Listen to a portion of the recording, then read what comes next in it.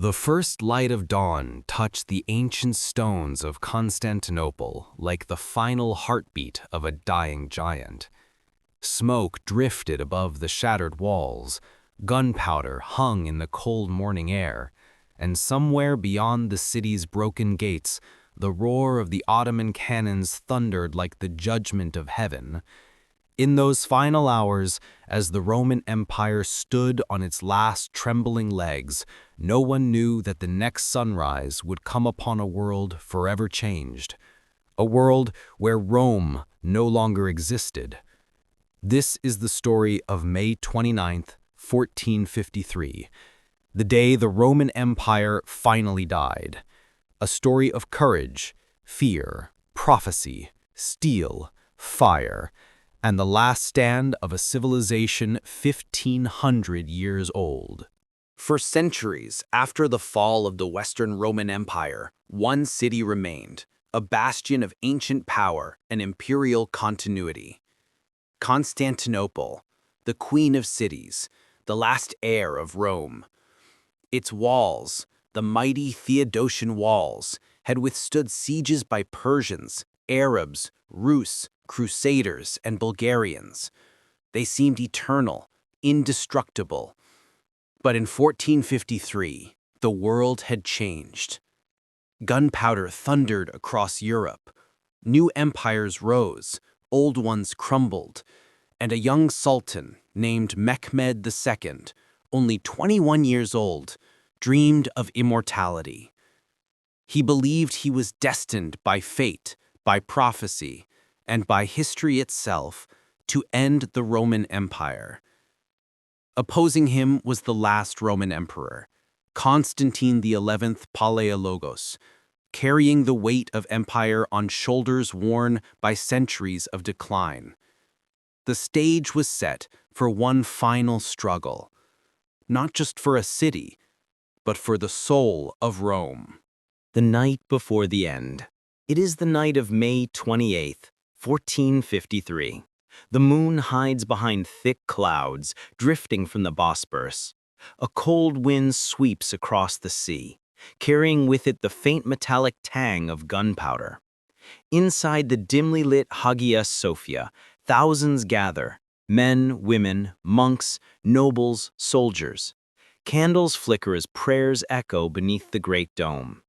The last emperor, Constantine XI, stands among them, not in imperial robes, but in simple armor.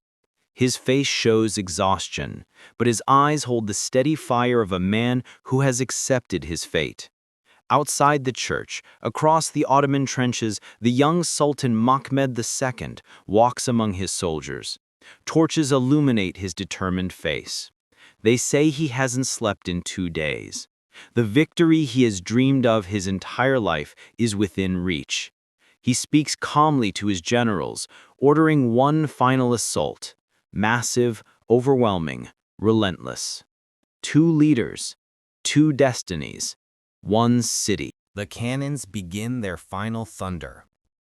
At around 1:30 a.m., a deep, monstrous boom erupts across the night sky. The ground shakes, birds scatter. The Romans look to the heavens as if struck by thunder itself.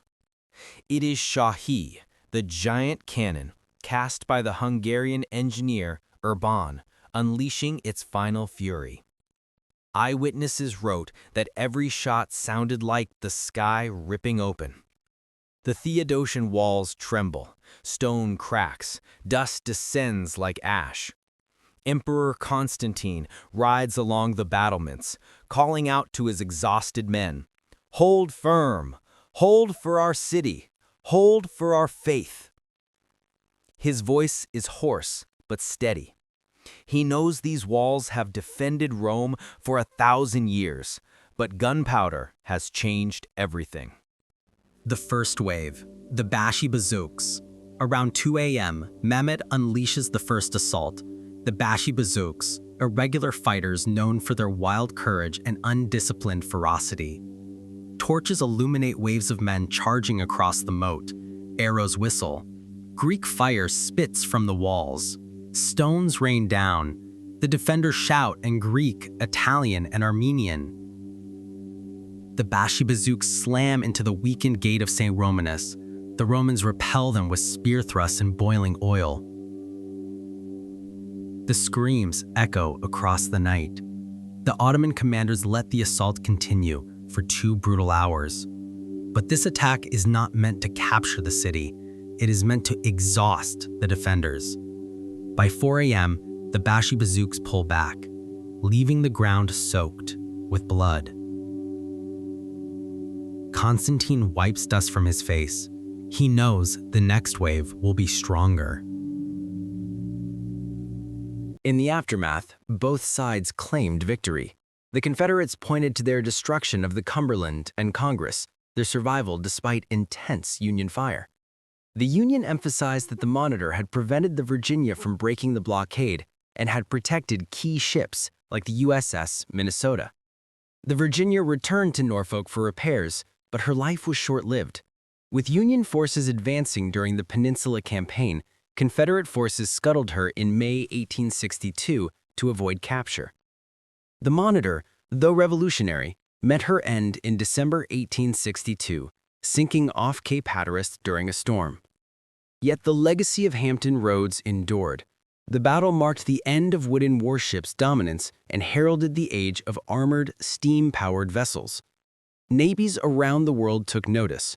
Turret-mounted guns, low-profile armored hulls, and steam propulsion would become the future of naval warfare. The third wave, the Janissaries. The horizon glows red from the rising sun, or perhaps from the fires burning across the siege lines. Then, the drums stop. Silence. A terrifying, expectant silence. And then, the elite Janissaries march forward. Trained from childhood, disciplined, silent, deadly. Their white caps glow in the dawn light as they advance in perfect formation. The Romans brace themselves, hearts pound, hands tremble around sword hilts. The Janissaries strike the gate of St. Romanus with overwhelming force.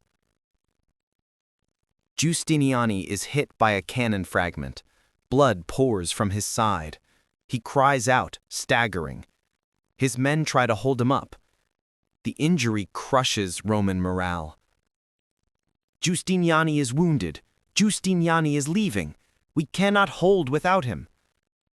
The Genoese commander begs to be carried away for treatment. Constantine implores him to stay, but he cannot. As Giustiniani is taken from the walls, panic spreads. Mehmed senses it. He orders the Janissaries to push harder. A thunderous explosion snaps through the air, the final shot that cracks the weakened wall near the Cricoporta.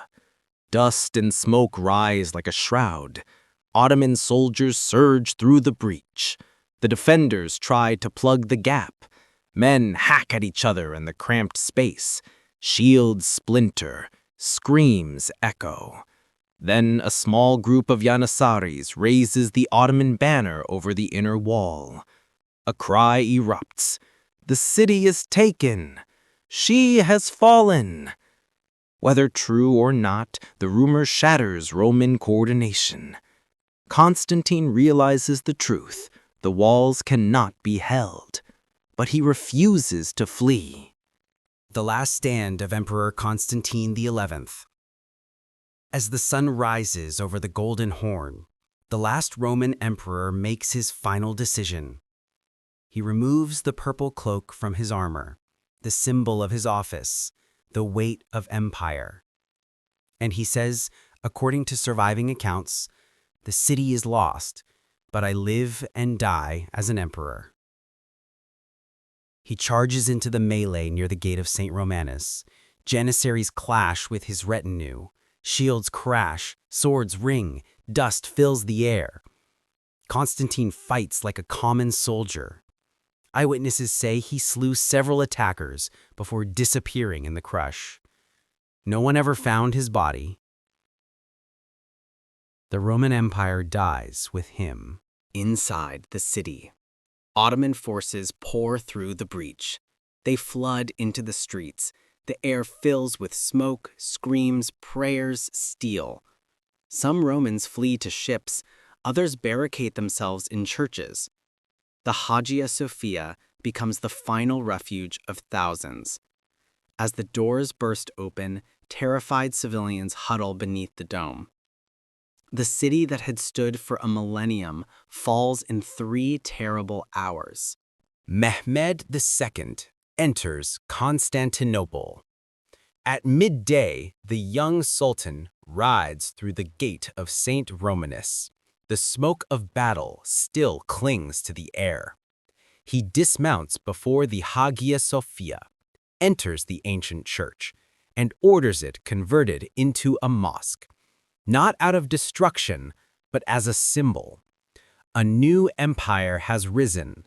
The old one is gone. He walks the streets solemnly, forbidding needless destruction, contemplating the enormity of the moment. Mehmed the Conqueror is now master of Constantinople.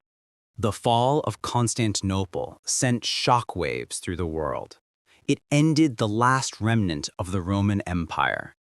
It marked the rise of the Ottoman Empire as a world power. It cut off European access to the Silk Road, indirectly helping spark the age of exploration.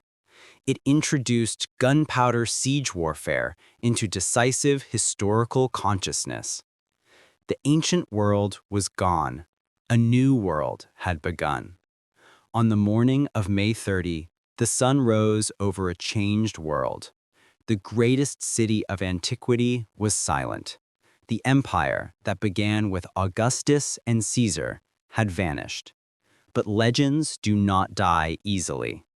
The last stand of Constantine XI, the unbreakable march of the Janissaries, and the fall of the Theodosian walls remain etched in history, reminders that even the strongest empires can fall, and even at the end, courage can burn brighter than steel. The Roman Empire did not die quietly, it died fighting. And in that final moment, it achieved immortality.